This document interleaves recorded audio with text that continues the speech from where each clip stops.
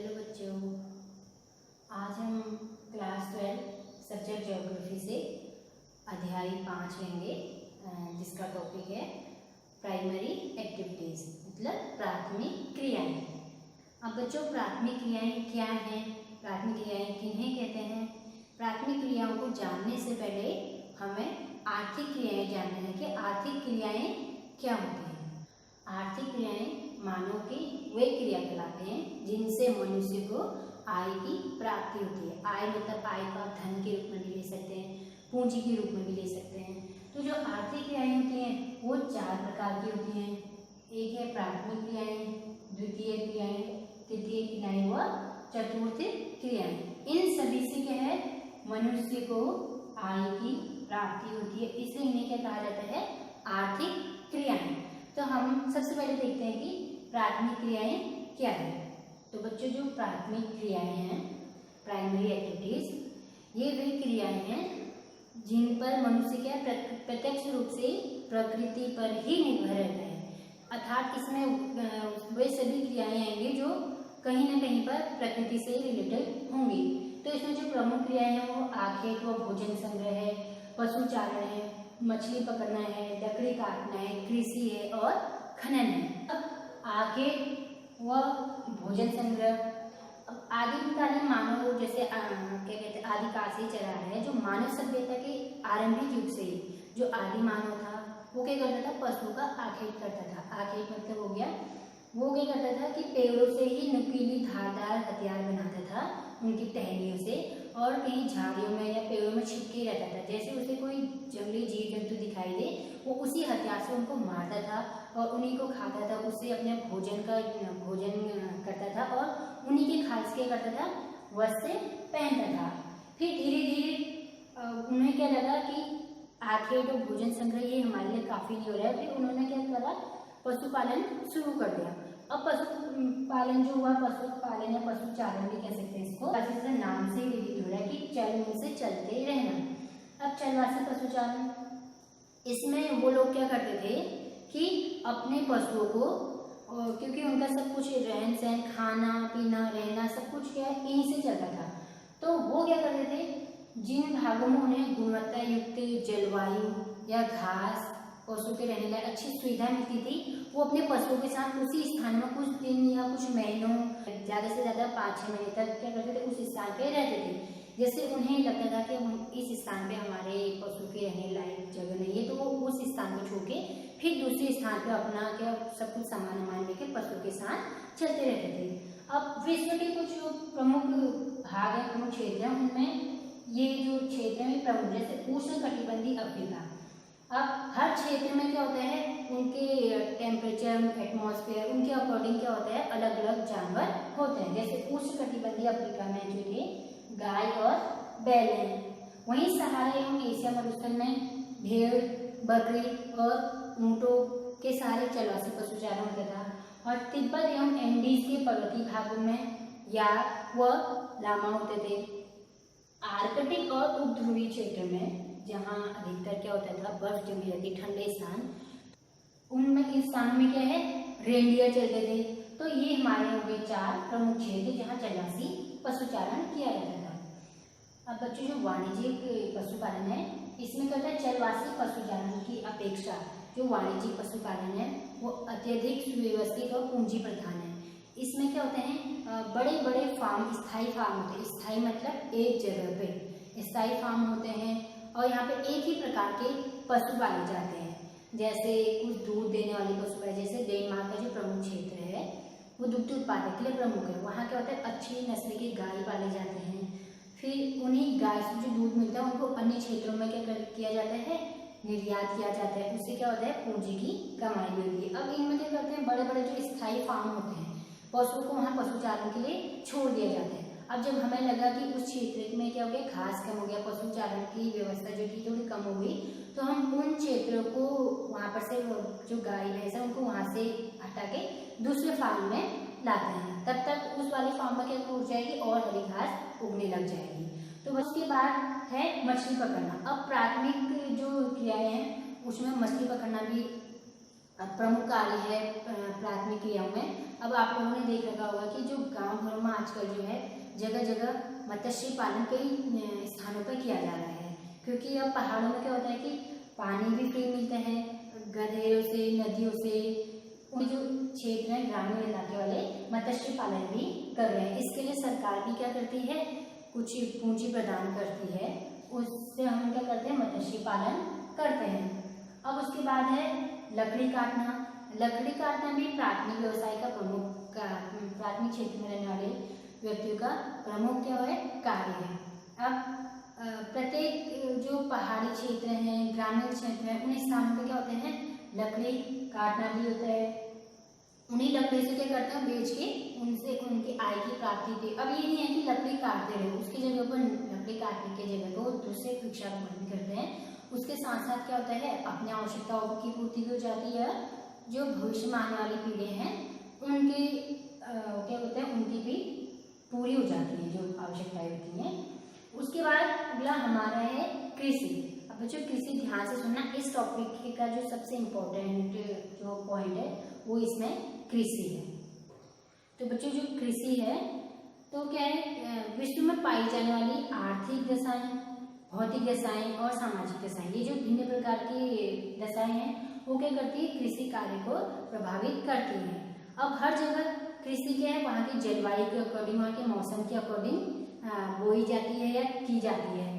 अब जहाँ जिस प्रकार की जलवायु होगी वहाँ उसी प्रकार की कृषि होगी। अब कृषि को जो मुख्यतः उनके आर्थिक, सामाजिक और भौतिक दशाओं के आधार पर निर्वाह कृषि, रोपण कृषि, विस्तृत वाणिज्य अनाज कृषि, मिश्रित कृषि, डेयरी कृषि, भूमध्य सागरीय कृषि, सामूहिक कृषि और सहकारी कृषि में बांटा गया है। अब हम इसमें सबसे पहले देखते हैं कि निर्वाह कृषि। निर्वाह कृषि क्या है, अब जैसे नाम से ही समझ में आ रहा है, निर्वाह मतलब जिसमें हमारा जीवन निर्वाह होता है। तो निर्वाह कृषि दो भागों में बांट रखा है, आदिकालीन निर्वाह कृषि और गहन निर्वाह कृषि। आदिकालीन निर्वाह मतलब कुछ समय के लिए, जैसे इसमें मैंने स्थानांतरित कृषि लिखा है। इसमें क्या करते हैं कि मनुष्य उस स्थान पर कृषि करता है जब तक उसकी मिट्टी की जो उपजाऊ क्षमता अच्छी रहती है, वहाँ कृषि करता है, अनाज उत्पन्न करता है। लेकिन जैसे उन्हें लगता है कि अब इसकी उपजाऊ क्षमता नहीं बच रही तो वो क्या करते हैं, उस स्थान को छोड़कर अन्य स्थान पर कृषि करना शुरू कर देते हैं। अब इसी स्थानांतरित कृषि को भारत में क्या कहते हैं, झूम कृषि कहते हैं। बच्चों याद रखना, एक नंबर में पूछा जाता है कि झूम कृषि किसे कहते हैं, जहाँ अल्पकालिक समय के लिए क्या की जाती है, कृषि की जाती है। उसके बाद आता है गहन निर्वाह कृषि। गहन निर्वाह कृषि में उत्पादन और उपभोग आते हैं। जैसे आप उत्तराखंड के जो ग्रामीण एरिया के जो क्षेत्र के लोग हैं उनको ले लीजिए, उसमें क्या करते हैं कि वो अपने कृषि का खुद ही उत्पादन भी करता है, अनाज उगाता है और उसका उपभोग भी करता है। उस टाइम उनको क्या करते हैं, उत्पादन के बाद उसको अपने इस्तेमाल में ले आते हैं, उनको खा लेते हैं। उसके बाद गहन निर्वाह कृषि जो है दो भागों में बांटा गया, एक हो गया चावल प्रधान, एक हो गया चावल रहित। जैसे नाम से समझ में चावल प्रधान मतलब जहाँ चावल की खेती अधिक रूप में होती है, चावल रहित मतलब जहाँ चावल की खेती नहीं या बहुत ही कम के बराबर होती है। अब चावल प्रधान क्षेत्र में वहाँ की जलवायु और वहाँ पानी की समस्या बिल्कुल समस्या नहीं है, वहाँ पानी पर्याप्त मात्रा है, तो वहाँ धान की खेती बहुत अच्छी होती है, जिससे क्या होता है अधिक मात्रा में चावल उत्पादन होता है। अब जिन क्षेत्र में क्या होता है कि पानी या जल जो भी है पानी नहीं मिल पाता है, तो उन क्षेत्रों में क्या होता है, चावल रहित खेती होती है, मतलब चावल के अलावा कोई और अनाज उगाए जाते हैं। अब जैसा आप जानते हैं कि भारत जो है एक मानसूनी प्रदेश, मतलब यहाँ पूरी कृषि जो होती है मानसून पर ही निर्भर रहती है। कि कुछ क्षेत्र ऐसे हैं जहाँ पानी पर्याप्त रूप में मिल पा जाता है, लेकिन पहाड़ी क्षेत्र अधिकतर क्या है, वहाँ कृषि कार्य में पानी की बहुत समस्या देखने को मिलती है। अब क्या होता है कि रोपण कृषि में, इसमें कृषि का आकार जो होता है बहुत बड़ा होता है। इसमें मुख्यतः जो है चाय, कॉफी, कोको, रबर, अनानास आदि की पौध क्या होती है, लगाई जाती है। बच्चों रोपण कृषि आपका बहुत इंपॉर्टेंट है, ये 3 नंबर में अक्सर पूछा जाता है बोर्ड एग्जाम में। अब रोपण कृषि में एक वो आता है कॉफी। कॉफी में 1 नंबर का क्वेश्चन ये भी पूछा जाता है कि फेजेंडा किसे कहते हैं, फेजेंडा। अब ये जो फेजेंडा है, जो ब्राजील में जो कॉफी के बागान है, जहाँ कॉफी उगाई जाती है जो बागान है, उनको फेजेंडा कहा जाता है। तो वह अधिक पूंजी लगती है। अब कृषि का आकार बड़ा है तो पूंजी भी ज़्यादा ही लगेगी उसमें। और लेकिन इसमें रोपण कृषि में जो अनाज होता है वो अनाज कॉफ़ी, चाय, कोको और क्या कहते हैं गन्ना वगैरह, इसमें जब हम इस अनाज को उसके बाद क्या करते हैं निर्यात करते हैं तो उसमें अधिक मात्रा में पूंजी भी क्या हो जाती है, जमा हो जाती है। उसके बाद हमारा आता है विस्तृत वाणिज्य अनाज कृषि। इसमें क्या होता है कि खेतों का आकार जो होता है बड़ा होता है और जनसंख्या घनत्व कम होता है और जो खेती का सारा जो कार्य है वो मशीनों द्वारा किया जाता है। किसमें? विस्तृत वाणिज्य अनाज कृषि में खेतों का जो संपूर्ण कार्य है वो मशीनों द्वारा किया जाता है। अर्थात इसमें क्या होता है कि जो मनुष्य के जनसंख्या मतलब जो उसमें कार्यशील लोग होते हैं उनकी संख्या कम रहती है क्योंकि सारा कार्य किससे हो जाते हैं, मशीनों द्वारा। उसके बाद हमारा आता है मिश्रित कृषि। जैसे मिश्रित नाम से भी समझ में आ रहा है कि मिक्स। इसमें क्या होता है, पशुपालन वो खेती दोनों एक साथ की जाती है। अब पशुपालन जब किया जाता है तो पशुओं के लायक हम क्या करते हैं, चारे वाली भी खेती करते हैं। अनाज के साथ साथ क्या करते हैं, घास भी बो देते हैं जिससे क्या हो खेत में अनाज भी मिले और साथ में उसमें बीच में घास लगा के किसके लिए काम आ जाएंगी, पशुओं के लिए काम आ जाएंगे। उसके बाद डेयरी कृषि है, बच्चों ध्यान से सुनना इम्पोर्टेंट है ये भी। अब डेयरी कृषि का कार्य जो है नगरों व औद्योगिक नगरों के समीप किया जाता है। वो इसलिए किया जाता है क्योंकि वो क्षेत्र क्या होते हैं ताजे दूध और दूध से बने अन्य उत्पादों के लिए क्या होते हैं, प्रचलित होते हैं।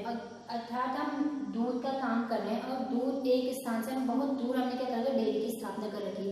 वहां से क्या होता है नदी क्षेत्र तक पहुंचने तक दूध में कुछ ना कुछ खराबी आ सकती है, इसलिए डेयरी कृषि का जो कार्य किया जाता है वो नगर को समीप किया जाता है। मतलब डेयरी कृषि में अधिक पूंजी की आवश्यकता, अधिक पैसों की आवश्यकता पड़ती है क्योंकि जो अगर डेयरी इतनी बड़ी है उसमें अधिक मात्रा में गाय होंगी, भैंसें होंगी तो उनमें अधिक उतने मजदूर क्या नहीं मिल पाते। वर्तमान समय सभी कार्य अधिकतर क्या होता है मशीनों द्वारा किया जाता है। तो उसमें क्या होता है बड़े बड़े फार्म भी लगाए जाते हैं, उनके लिए घास की जरूरत होती है।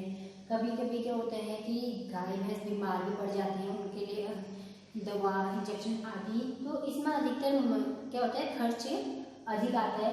लेकिन अगर हम लोग ने डेयरी कृषि खोल रखी है उसके बाद इसका उत्पादन भी क्या होता है बहुत अच्छी मात्रा में होता है। उसके बाद आता है भूमध्य सागरीय कृषि। अब जो भूमध्य सागरीय कृषि वो भूमध्य सागरीय प्रदेशों के समीप की जाती है। ये जो एक अत्यधिक विशिष्ट प्रकार की खेती है, इसमें अधिकतर जो है अंगूर की खेती की जाती है। ये बच्चों एक नंबर में भी पूछा जाता है कि भूमध्य सागरीय क्षेत्रों का, भूमध्य सागरीय कृषि क्षेत्र का प्रमुख जो उत्पादन है किससे किया जाता है, तो इसमें है अंगूर की खेती की जाती है। उसी अंगूर से क्या किया जाता है, अच्छे अंगूर से अच्छी किस्म की मदिरा उत्पादन किया जाता है। अब बच्चों जो सहकारी कृषि है इसमें क्या होता है कि कृषकों का कोई भी समूह अपनी कृषि से, कृषकों का कोई भी समूह अपनी कृषि से अधिक लाभ कमाने के लिए कोई भी सहकारी संस्था बनाकर क्या करता है, कृषि कार्य करता है, तो उसे हम कहते हैं सहकारी कृषि।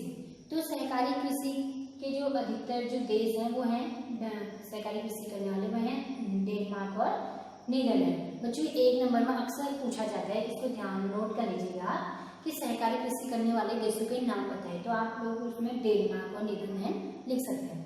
अब उसकी सामूहिक कृषि है, इसमें क्या करते हैं सभी कृषक अपने भूमि, संसाधन, श्रम, पशुधन को मिलाकर एक साथ क्या करते हैं समूह में कार्य करते हैं। नाम से ही समझ में आ रहा है सामूहिक मतलब समूह है, तो समूह में कार्य करते हैं उसे हम कहते हैं सामूहिक कृषि। इसी सामूहिक कृषि को सोवियत संघ में इसी सामूहिक कृषि को कोलखोज नाम से जाना जाता है। जो याद कर लेना ये भी एक नंबर में आता है, कोलखोज क्या है, तो सोवियत संघ में सामूहिक कृषि को कोलखोज नाम से जाना जाता है। अब बच्चों ये जो था हमारा कृषि ये काफी इम्पोर्टेंट था। अब इसके बाद जो हमारा प्राथमिक क्रियाओं में अगला जो टॉपिक आता है वो है खनन। बच्चों जो खनन है, खनन में हम क्या करते हैं खुदाई का कार्य करते हैं। किसके लिए करते हैं, खनिज संसाधनों को ढूंढने के लिए। तो मानव सभ्यता के विकास में जो खनिजों की कई अवस्थाएं थी, जैसे उसमें प्रमुख हैं ताम्र युग, कांस्य युग व लौह युग। लेकिन प्राचीन काल में क्या होता था, जो खनिज संसाधनों का उपयोग जो था केवल हथियार बनाने, औजार बनाने, बर्तन बनाने में तक ही किया जाता है, इतना तक ही सीमित था। खनिज संसाधनों का जो उपयोग है वो औद्योगिक क्रांति के पश्चात आरंभ हुआ। औद्योगिक क्रांति के पश्चात जो खनिज संसाधन है उसका बहुत अधिक मात्रा में उपयोग किया गया, अलग अलग चीज़ें बना गई, अलग अलग मशीनरी चीज़ों में उनका उपयोग किया जाने लग गया। अब खनन कार्य जब भी हम करते हैं बच्चों, उसको उस कार्य को प्रभावित करने वाले अनेकों कारक होते हैं। तो जो इसमें जो प्रमुख है, खनन कार्य को प्रभावित करने वाले दो कारक हैं, भौगोलिक कारक और आर्थिक कारक। अब भौगोलिक कारक में हम सबसे पहले देखते हैं उसका आकार। अब हम कोई खनन करते हैं तो हम पहले देखेंगे आकार कितना बड़ा है, उस स्थान पे गाड़ी ले जाने वाली जगह है, मशीन ले जाने वाली जगह है या नहीं। आकार से समझ लेते हैं उसका उपस्थिति कि उस स्थान पे खनिज कितने गहराई पे उपस्थित है, कहाँ पे उपस्थित है। गुणवत्ता, उसकी क्वालिटी भी चेक करते हैं। अगर उस खनिज में कोई गुणवत्ता, कोई गुण नहीं होंगे तो वो खनिज क्या हो जाएगा, बर्बाद जाएगा। उसके पीछे कितने हम मशीन लगा के कोई फायदा नहीं रहता है। भंडार देखेंगे कि किस मात्रा में खनिजों का वहाँ पे भंडार है। उसके बाद जलवायु देखेंगे, वो उस स्थान के देखेंगे, जलवायु देखेंगे, उसी के अकॉर्डिंग हम क्या करेंगे, जो खनिज संसाधन है उनको निकालने का प्रयास करेंगे। उसके बाद हम खनन कार्य को प्रभावित करने वाले कार्य में दूसरा कार्य जो महत्वपूर्ण वो है आर्थिक कार्य। अब आर्थिक कार्य में सबसे पहले मांग। अब जिस खनिज को हम निकाल रहे हैं बाजार में, उस खनिज की मांग है या नहीं, ये हमें सबसे पहले देखना। अगर उस खनिज की मांग नहीं होगी तो उस खनिज को निकालना हमारे लिए क्या होगा, व्यर्थ होगा। उसके बाद है तकनीकी ज्ञान। अगर मान लो हमें खनिज संसाधन तो मिल गई, लेकिन उनको निकालना कैसे है, उसके लिए क्या है, तकनीकी ज्ञान की आवश्यकता होती है। अब हम बड़े बड़े मशीनरी संसाधनों का मतलब मशीनों से खनिज तो निकाल लेते हैं, लेकिन मशीन चलाने भी तो आना चाहिए, उसके लिए है नहीं है। उसके बाद है उपयोग, खनिज संसाधन निकाल लिए, उसके बाद उसका उपयोग कैसे करना है या उस खनिज संसाधन का उपयोग किन चीजों में करना है। उसके बाद आते हैं पूंजी। पूंजी खनन कार्य को प्रभावित करने वाले कार्य में सबसे बड़ा कारक है, क्योंकि बिना पैसे के कुछ भी संभव नहीं है। बिना पैसों के ना मशीन आएंगी, ना वहाँ क्या गाड़ियाँ पहुँचेंगी, ना हम क्या करेंगे, मतलब बिना पैसे के आप कुछ भी संभव नहीं है किसमें, खनन कार्य में। उसके बाद हमारा आता है यातायात। अब हमने क्या कर दिया, खनिज संसाधन निकाल भी दिए, उसके बाद उन खनिज संसाधन उस स्थान से दूसरे स्थान तक कैसे पहुंचाना है, उसके लिए हमें किन की जरूरत पड़ेगी, यातायात की सुविधाओं की जरूरत पड़ेगी। अब उसके बाद है खनन विधियां, कि खनन को किन किन विधियों द्वारा निकाला जाता है। जो खनन की विधियां हैं ये भी इम्पोर्टेंट है। खनन की विधियां दो हैं, एक हो गया धरातली खनन, दूसरा हो गया भूमिगत या कुटकी खनन। अब धरातली खनन से ये लग रहा है जो धरातल के एकदम समीप होंगे, मतलब ऊपर से भी नहीं होंगे, क्योंकि थोड़ी गहराई पर ही हमें क्या होंगे, थोड़ी देर पर ही, कुछ मीटर में ही हमें क्या मिल जाएंगे, खनिज संसाधन मिलने लग जाएंगे। तो ये जो धरातली खनन है ये खनिज संसाधन, इसमें क्या होता है, सबसे कम पूंजी की आवश्यकता होती है और बहुत कम समय में हम क्या करते हैं, उन खनिज वस्तु को क्या करते हैं, प्राप्त कर लेते हैं। इसके बाद लेकिन जो भूमिगत खनन है, भूमिगत या कुटकी खनन, भूमिगत से लग रहा है ये वाली खनन, इसमें खनन खनिज संसाधन जो है जो धरातल की काफी गहराई में होते हैं, इसको हम कुटकी खनन भी कहते हैं। अब इसमें क्या होता है कि इसमें अधिक पूंजी की आवश्यकता होती है। अब धरातल से जितने नीचे अंदर खनिज होगा उतने ज्यादा उसमें क्या होगा, मशीनरी लगेंगी, और इसमें सबसे ज्यादा डर लगा रहता है, जोखिम भरा भी होता है भूमिगत खनन। कभी कभी क्या होता है कि कुछ लोग मनुष्य क्या होता है, खनन करते करते वहाँ उस स्थान पे भी क्या हो जाते हैं, गिर जाते हैं। तो ये वाला खनन जो है भूमिगत खनन, ये बहुत रिस्की होता है। अब बच्चा का जो ये प्राथमिक क्रियाएं वाला जो लेसन था, अध्याय 5 था, ये